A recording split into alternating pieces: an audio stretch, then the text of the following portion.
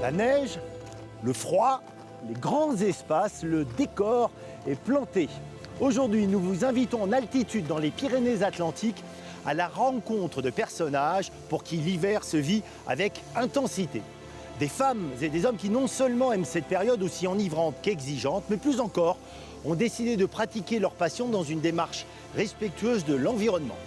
Au programme, notamment un freerider qui se définit lui-même comme un bioskieur, une bande de copains qui relance ici, dans le Béarn, la fabrication de skis en bois, une musher qui parcourt ces montagnes avec sa meute de chiens, cap sur les Pyrénées en hiver, en harmonie avec la nature.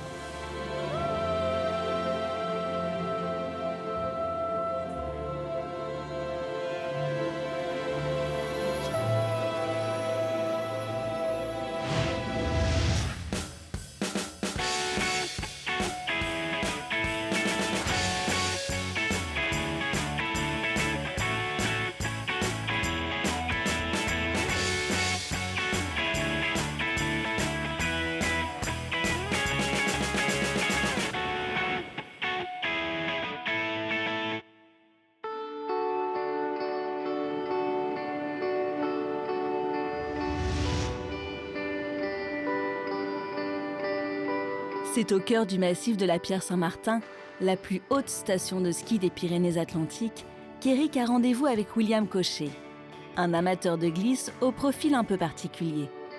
William, tu es ce qu'on appelle un freerider. En bon français, ça signifie quoi? Ça signifie un skieur qui fait du hors-piste. Tout simplement, ouais, un skieur qui a envie de découvrir un petit peu des espaces éloignés.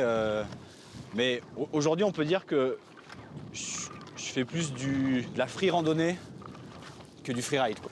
Dépenser l'énergie dans ces montées en pot de phoque, pour toi, c'est pas une corvée? Tu y prends du plaisir? Allez, dis-le en vrai. Je te dis pas que c'est les meilleurs moments, mais une fois que tu es en haut, c'est tellement magique que... Quand tu te retournes et que tu dis je l'ai fait, bien sûr, exactement, c'est incroyable. Et puis voilà, tu es surtout dans les endroits où tu es tout seul, quoi.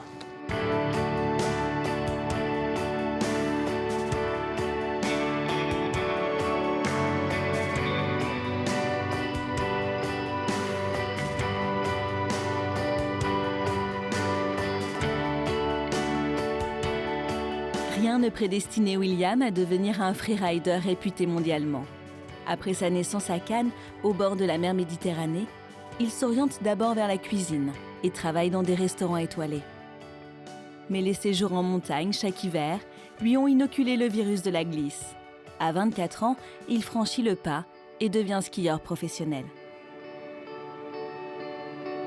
Fais-nous les présentations, où est-ce qu'on se trouve? On a la Pierre Saint-Martin avec le pic d'Annie, là, premier 2005 de la chaîne des Pyrénées en partant de l'Atlantique, et puis après les sommets du Soumcouille, et puis l'Arlas derrière nous. Ouais.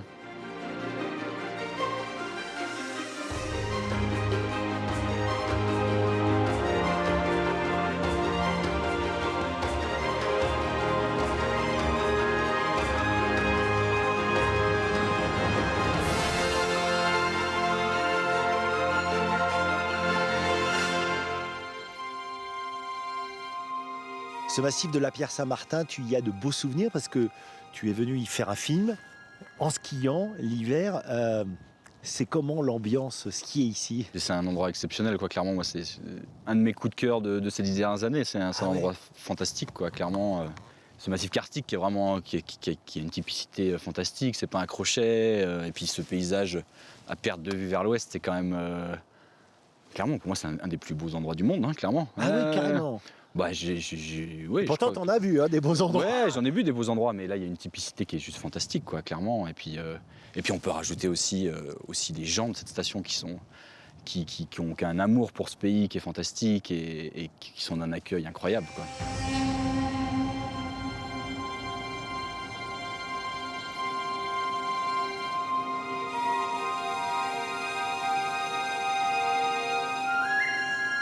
Il y a une image magnifique dans ton film, c'est quand tu es au sommet de l'Arlas. C'est que tu as fait des efforts pour l'atteindre. Comment ça se passe? Tu dis tout de suite je pars ou t'en profites?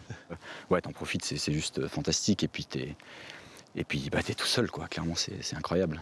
Alors le pic d'Annie avec son fameux triangle là, il est magnifique. Bon, le monter déjà c'est pas facile, mais quand tu es en haut, Est-ce que tu sais par où tu vas passer? Est-ce que tu sais la trace que tu vas prendre ou c'est quand même, il y a une part d'aventure à chaque fois dans une descente? Il n'y a pas d'aventure. Sinon, c'est là où il arrive des problèmes. Avant de monter, tu as reconnu là où tu vas passer, tu sais exactement au mètre près ce que tu vas faire. Sinon, c'est un peu la porte ouverte à des problèmes et à des blessures, quoi. Ouais. On te voit faire des sauts, être j'allais presque dire en symbiose avec cette nature.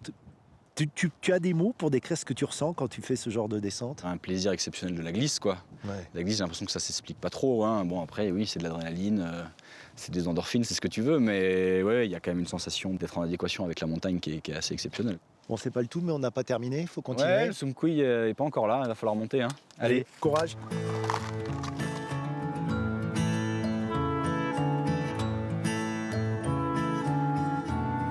Certains skieurs aiment ces montagnes seulement pour les plaisirs qu'elles leur procurent. Mais William a une autre approche, plus respectueuse. Il est ce qu'on appelle un éco-sportif, un freerider engagé.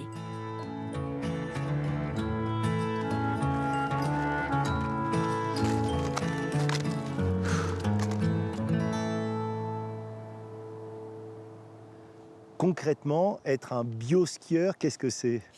Le premier des impacts d'un skieur, c'est son bilan carbone dû au déplacement. Donc déjà, j'ai quasiment arrêté de me déplacer. Je prends plus l'avion depuis plus de 10 ans maintenant. Puis j'essaie de profiter vraiment des montagnes qui sont autour de chez moi, quoi, clairement. Et ça a vraiment amené quelque chose où je me suis vraiment rendu compte en fait que ça m'apportait pas plus j'étais pas plus heureux, ça m'apportait pas plus de bonheur d'aller skier des montagnes lointaines. Voilà, clairement, j'ai jamais été aussi heureux de découvrir les montagnes que je vois depuis chez moi et me dire tiens, celle-là, j'y suis toujours pas allé. Et c'est fantastique, tu les vois toutes d'un angle différent. Et en tout cas, moi, c'est quelque chose qui me ravit voilà, depuis pas mal d'années maintenant.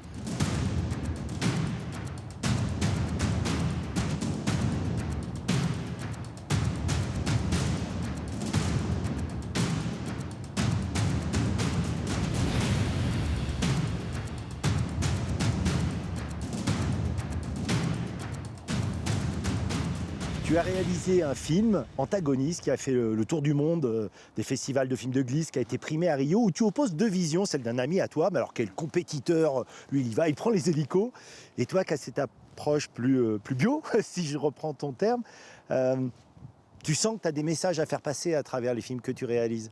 Ben, en tout cas, moi, pourquoi je fais ce métier aujourd'hui, c'est justement pour faire des films, pour aller en festival et pour réussir à sensibiliser les gens au maximum sur ces thèmes-là. Surtout que, donc en montagne, le réchauffement est 2 fois plus important qu'à travers le monde. Donc du coup, les glaciers ont quasiment disparu dans les Pyrénées, il ne reste plus que 5 si on peut encore parler de glaciers. Et puis l'enneigement a été divisé par 2 à 1500 mètres d'altitude, donc ouais, les chiffres sont là, quoi. Clairement, on ne peut pas le renier.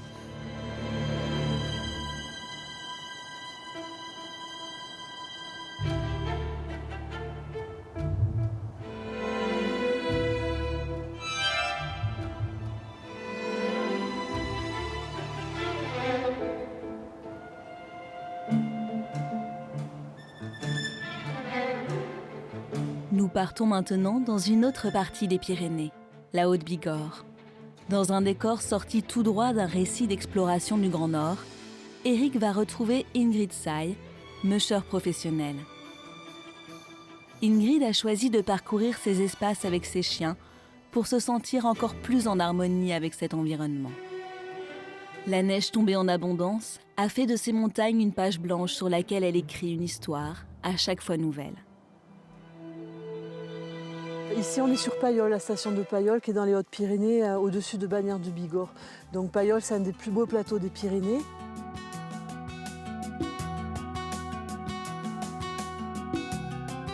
Dis-moi là, il est tombé quasiment 1 mètre de neige. Ils vont réussir là, les chiens, à avancer? Alors on a beaucoup plus d'1 mètre de neige, puisque ça fait depuis 15 jours qu'il neige.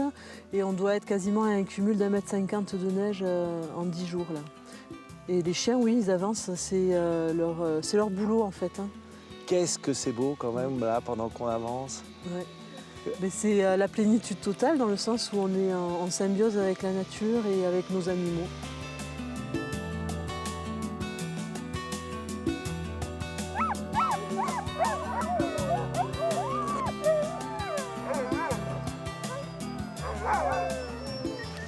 Une meute, c'est une organisation particulière. Hein. Ça vit comme une meute de loups, avec une hiérarchie bien posée, avec un mâle dominant, une femelle dominante, et ça descend comme une pyramide. Alors comment il y a quoi, quasiment 25 ans, un jour, tu as eu l'envie, le désir comme ça de devenir musher? Oh ben, ça vient de... J'avais une dizaine d'années, je suis tombée dans les Jack London, j'en ai lu quelques-uns. Ah oui. Et après, je suis passée sur du Clavel, du Varigas, sur les expéditions de Paul-Émile Victor. Et à 18 ans, je travaillais à l'époque en Allemagne et j'ai acheté mon premier chien. Le chien de traîneau, c'est le moyen idéal pour se déplacer dans de telles étendues. C'est très ancien comme moyen de Ça transport. remonte à 4000 ans avant Jésus-Christ avec la première utilisation du chien de trait par l'homme. Tant que ça, 4000 ans. Ouais. Comment on le sait ça d'ailleurs? Par des peintures rupestres et des dessins quoi en fait. Qu'est-ce que tu y trouves toi? Ben moi j'y trouve mon équilibre avant Ouais. tout et si je fais ça c'est parce que c'est ma passion et j'ai lié ma passion à mon travail. J'en ai fait mon métier depuis quelques années. Piloter, c'est vraiment un savoir-faire, c'est pas accessible à tout le monde. Si, c'est accessible aux débutants, on l'enseigne à partir de l'âge de 8 ans. En pilotant après entre 2 et 4 chiens suivant son poids. C'est-à-dire que je peux être un peu musher? Tout à fait, Pas c'est-à-dire que je vais professionnel? te donner des consignes C'est vrai et avec ces consignes-là, tu vas pouvoir me suivre et faire une randonnée avec moi en montagne. Allez, je te suis.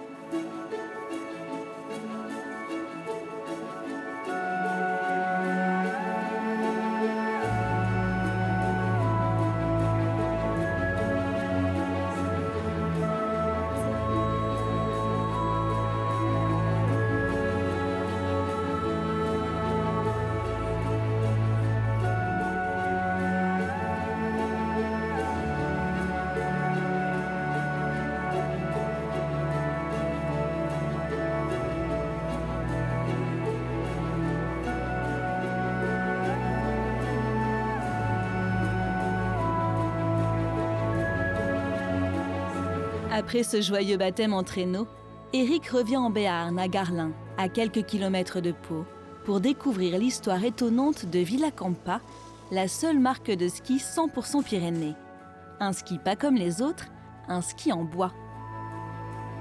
Tout a commencé en 2015, quand Jacques Fauvel décide d'unir des énergies afin de trouver de nouveaux débouchés pour la filière bois. Où est-ce qu'on se trouve, Jack? Alors on est dans l'atelier de Jérôme. Comme tu le sais, c'est un projet d'entreprise. Moi j'ai imaginé la marque, le concept, les skis en bois, etc. Il me fallait des compétences, je ne suis pas très doué, avec mes mains notamment. Et voilà, donc ici on fabrique des meubles, des fauteuils, des tables, des cuisines et aussi les skis Villacampa. Et d'ailleurs je t'invite à aller retrouver Thomas qui est en train de découper un ski. Alors Thomas, c'est quoi lui sa formation à Thomas? Alors Thomas il est ingénieur en matériaux composites. Waouh. Bonjour Thomas, on te dérange en plein travail. Alors comment tu réagis quand Jack te contacte? Je sais pas comment s'est fait la rencontre et te dit on veut faire des skis en bois. Vu ton niveau justement d'études, ça te séduit tout de suite? En fait, j'ai contacté Jack. Ah, c'est toi? Oui, j'ai contacté Jack suite à mon doctorat, parce que j'avais vraiment envie de me recentrer autour d'un projet d'entreprise qui pourrait allier mes plaisirs autour de la montagne. Parce qu'à la base, tu es fan de ski, c'est ça? Oui, j'adore le ski. Ouais. Villacampa, c'est aussi l'histoire d'une renaissance, car ce nom évoque bien des souvenirs dans les montagnes béarnaises. Au tout début du XXe siècle, les Pyrénées découvrent un tout nouveau sport venu des pays scandinaves, le ski. Difficile pour les pionniers de trouver ces étranges planches qui permettent de dévaler les pentes enneigées. Alors en 1920, à Naï, un ébéniste venu d'Espagne, Félix Villacampa, décide de se lancer dans la fabrication de skis en bois. La marque fera les beaux jours des skieurs pyrénéens et devient une légende. Ça donnait quoi les skis de cette Justement, époque? de musée. Waouh. Donc ça, ce sont des skis Villacampa. Alors, mais là, c'est 100% bois. 100% bois. À l'époque, ils faisaient avec la ressource naturelle, donc qui était le bois. Ah, il y a le nom en haut, là, en plus. Ça, c'est une pièce très rare qui raconte quand même l'histoire du ski dans les Pyrénées, quoi. Oui. Ça te fait quoi, toi, de voir ça? Toi qui travailles sur des matériaux très haut de gamme, un ski 100% bois, c'est surprenant de se dire déjà qu'on arrivait à skier avec. C'est sûr qu'à l'époque, c'était ce qu'il y avait de disponible. Les matières synthétiques n'existaient pas, les fibres de carbone n'existaient pas. Donc les anciens faisaient avec la ressource disponible qui était le bois. Et aujourd'hui? Aujourd'hui, on utilise le bois et les matériaux nouveaux à base de matières organiques, les résines et les matériaux composites, comme la fibre de verre, qui va venir sublimer les comportements et les propriétés du bois. C'était important pour toi qu'il y ait du bois dans ton projet. Pourquoi vous évoquez l'idée de valeur? C'est quoi ces valeurs? Moi, dans mon projet d'entreprise, puisqu'il s'agit d'un projet d'entreprise, c'est de dire, quel respect de l'environnement je peux mettre en place pour créer quelque chose. On essaie de limiter notre impact sur l'environnement dans le choix des matériaux. Donc c'est pour ça qu'on est revenu sur le bois. Les matériaux qu'on utilise, ce sont des matériaux qui, justement, ont un faible impact environnemental, notamment la résine. Et en plus de ça, pour limiter notre impact et pour participer à défendre l'environnement, quand nous, on vend une paire de skis Villacampa, on s'engage à replanter 2 arbres dans les Pyrénées. Mais c'est bien le noyau, entièrement en bois, qui donne à ces skis leur spécificité. Fruit de nombreuses recherches, le cœur est fabriqué à partir de différentes essences. Un secret de fabrication. Pierrick, ingénieur lui aussi, est le shaper de l'équipe, le spécialiste des formes et de la structure interne. Pierrick, il y a quelque chose qui m'impressionne, c'est le nombre d'étapes successives. Vous produisez combien de skis par jour? Donc aujourd'hui, nous, on est sur 1 ski par jour. On essaie d'atteindre le 2, mais le process, on commence à mettre en place. Alors, pour avoir une échelle de valeur, un gros groupe industriel, ça en produit combien par jour? Nous, on met 6 heures pour presser un ski. Un grand groupe met en gros 10 minutes, un quart d'heure. Donc, ils sont à 3000 skis par jour. On est vraiment dans une démarche artisanale, haut de gamme. Alors, j'ai compris qu'en fait, il y avait comme une espèce de millefeuille en fait, dans le ski, mais tout réside, le secret, il est quand même dans ce noyau de bois. Hein. Ah oui, tout à fait. L'essence qu'on a choisie, c'est un bois qui est très nerveux, qui apporte beaucoup de durabilité au ski et qui permet d'absorber les vibrations naturellement sans charger en fibre ou sans rajouter la matière supplémentaire. Alors si je te demande l'essence, tu ne vas pas me le dire, c'est vraiment votre secret. Non, ça, il vient d'Europe, c'est déjà pas mal, mais c'est tout ce que je peux dire sur le bois, oui.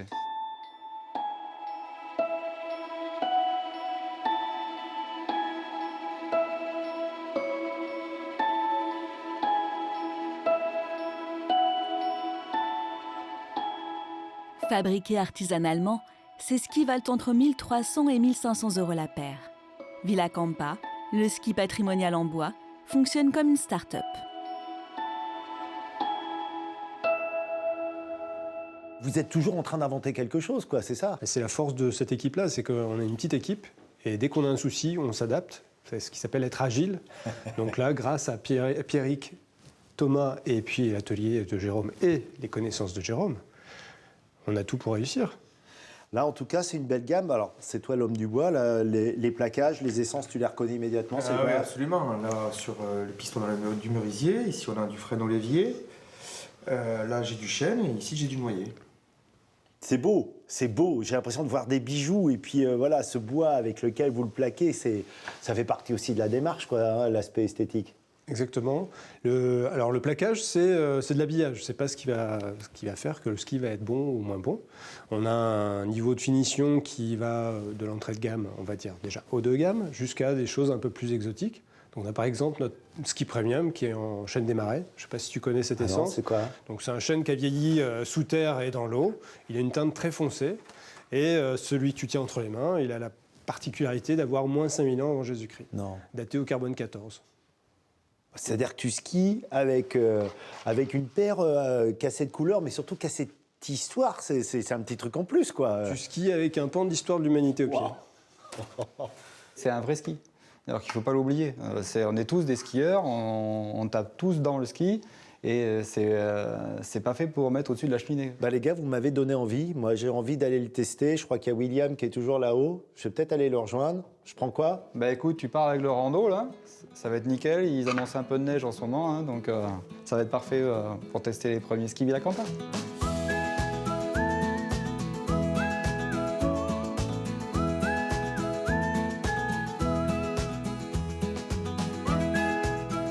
Ça va donc être une première pour moi. Mais toi, ça fait combien de temps, William, que tu skis avec des Villacampa? Bah, ça va faire 2 ans maintenant. 2 ans aussi que je participe un peu au développement de tous les skis. On échange pas mal avec les mecs et tout, donc c'est plutôt cool, tu vois, tout ce qui est shape, voilà, c'est des termes un peu techniques, hein, les cambres. Voilà, si le ski il est facile, essayer de faire un ski pour tout le monde. Donc c'est hyper Testeur et intéressant. conseiller, quoi. Exactement.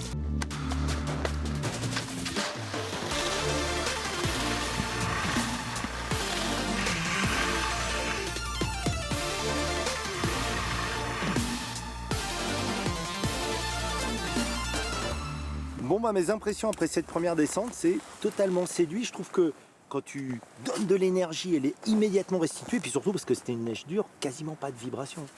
Ouais, mais c'est vraiment la typicité de ces skis. En fait, il y a un noyau top secret avec un bois top secret à l'intérieur. Et du coup, c'est vrai que ça fait des skis qui sont très très très nerveux et qui justement absorbent complètement toutes les vibrations. Symboliquement, parce qu'on a compris ta démarche, le fait qu'il y ait cette omniprésence du bois, est-ce que ça rajoute une petite touche, allez, j'allais le dire parce que poétique dans ta démarche par rapport à la montagne? Clairement, ouais, tout à fait, oui, bien sûr. Et puis c'est aussi la promotion d'une entreprise locale, voilà, qui fabrique à petite échelle, des choses qui sont bien faites. Clairement, ça va 100% dans ma démarche et c'est ce que je recherche un maximum. Voilà.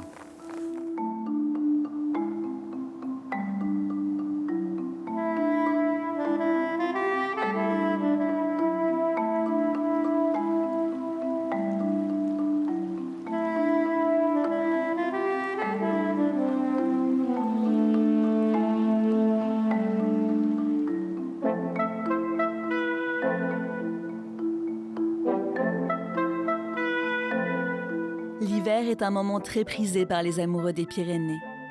Sans doute parce que lorsqu'elles sont recouvertes de neige, ces montagnes paraissent encore plus sauvages.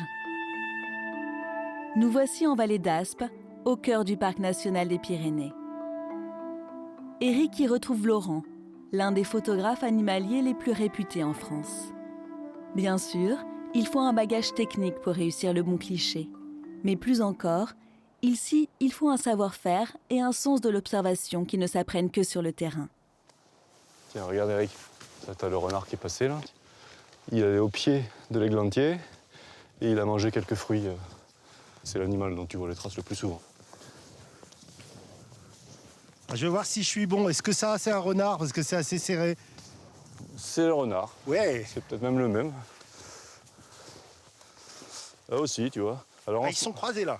Ouais. Mais en ce moment, c'est particulier qu'on est, on est au mois de janvier là, et c'est la période des amours chez le renard. Donc ils sont souvent ensemble. Tu vois, là, on a 2 pistes de renards parallèles. Si ça se trouve, c'est le mâle et la femelle qui passaient ensemble au même moment. On ne peut pas le garantir. Hein. Il faudrait l'avoir vu pour ça. Mais...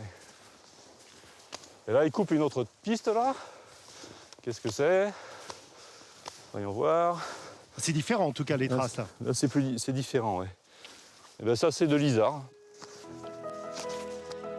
Bon, t'as du sang d'Isard ou t'es plus sportif que moi?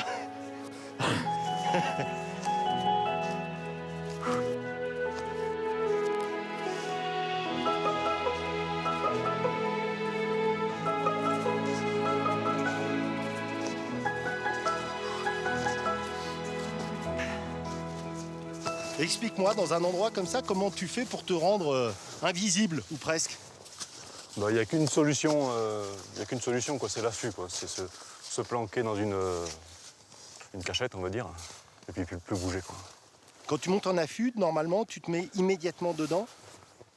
Non, c'est rare. En général, je l'installe, puis je m'en vais. Je laisse aux animaux le temps de s'y habituer. Je suis pas pressé en général. On comprend quand même que c'est bon sacrée préparation. Hein. Bah oui. Bon, souvent, je l'adosse à un buisson. C'est mieux. Et on peut rentrer si tu veux voir comment c'est. Allez, je vais visiter ton petit chez toi. Je te fais visiter mes appartements, oui. C'est pas grand, hein? Tu peux passer combien de temps comme ça dans un affût? Bon, ça va de quelques heures à... Des fois, il faut même arriver la veille au soir, dormir dedans et sortir le lendemain à midi, quoi, sur certaines espèces. Quand tu prends vraiment de l'altitude, que tu commences à dépasser 2500 mètres, est-ce que tu vois des espèces qu'on ne voit pas ailleurs? Et il y en a une qui est fabuleuse, qu'on trouve à 2000, 2005, c'est le lagopède alpin. Ça, c'est un oiseau, c'est un magicien, quoi. C'est le roi du camouflage. En été, il est couleur rocher, enfin, il est toujours de la couleur de son milieu, quoi. Et il change de couleur en fonction de la saison? Il a 3 mues dans l'année, Ah ouais. et de façon à être toujours homochrome, on dit, quoi. Il y a quelque chose qui me frappe dans tes photos, c'est qu'il n'y a pas beaucoup de gros plans. Oui, mais moi, c'est ce que je recherche, en fait. Pour moi, l'animal, c'est une émanation du milieu. Et si c'est pour les cadrer serrés qu'on voit pas la montagne, ça m'intéresse pas. Donc j'aime bien que les deux se voient sur l'image.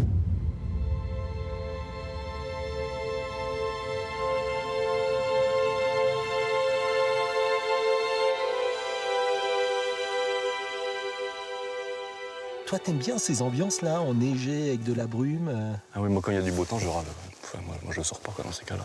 J'aime bien, comme aujourd'hui, là, quand t'as des nappes de brume qui passent, un petit peu de neige, tout est doux, quoi. Tout est... Ouais, tous les contrastes sont atténués, quoi. C'est vraiment joli, quoi. C'est ça que je recherche.